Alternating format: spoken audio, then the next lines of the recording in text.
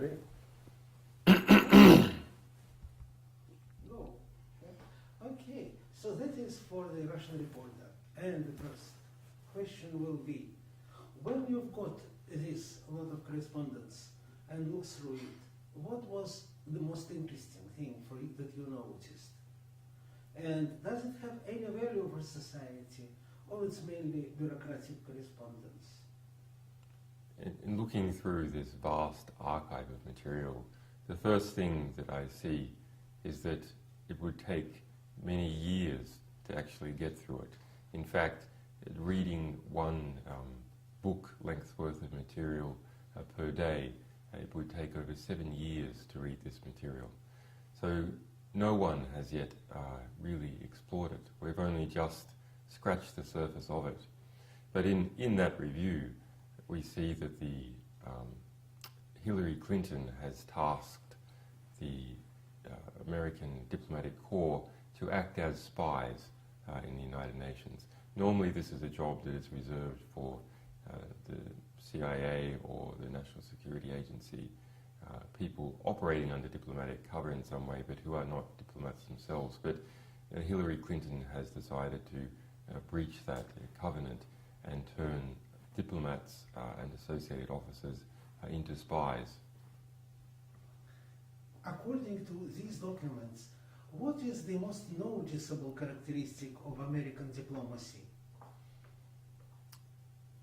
The most notable for me is not any one instance, rather it is the vast collection of diplomatic efforts that are designed to push the interests of big companies and big government departments in the United States around the world. And it is a relentless effort in many countries. In particular, small countries show the best kind of reportage.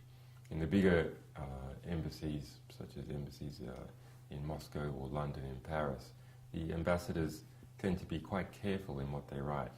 But in the smaller embassies, things tend to be more unvarnished. And we see there the local political population or local business leaders trying very hard to curry favour with the United States presence. Did you find any compromising facts about Russia?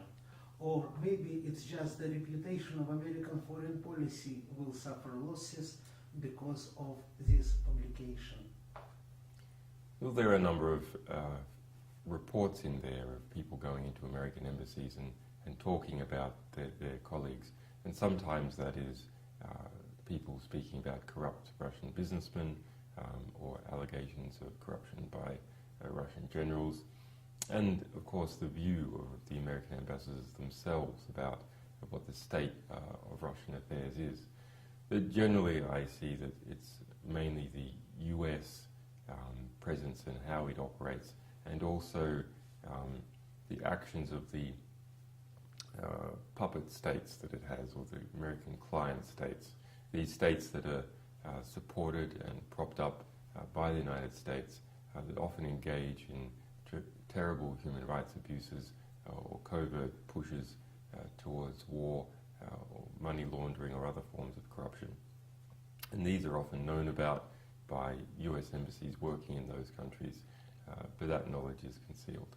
So I think over the long term, it is that latter category that's really going to start drawing attention. Thank you very much.